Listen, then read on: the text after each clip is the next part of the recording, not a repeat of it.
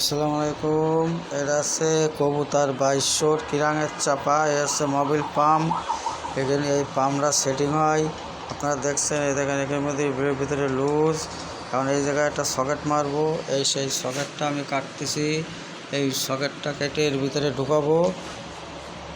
এই দেখেন কবুতর 2200 ক্যাসার সাইড চাপা। নিশ্চয়ই আপনারা চিনতে পারেন, যারা এই কাজ করেন, যারা এই লাইনে থাকেন, যারা এই ইঞ্জিন মিস্ত্রি, ফিটার মিস্ত্রি কিংবা লেদ মিস্ত্রি, তারা এগুলো বুঝবেন।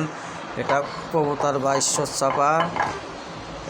এই চাপা এখন আমি একটা সকেট মেরে দেবো, দিলে মোবিল পাম্প, এটা হচ্ছে মূল মোবিল পাম্প। এই মোবিল পাম্পের কাজটা আমি করে দিচ্ছি খুব সুদক্ষভাবে।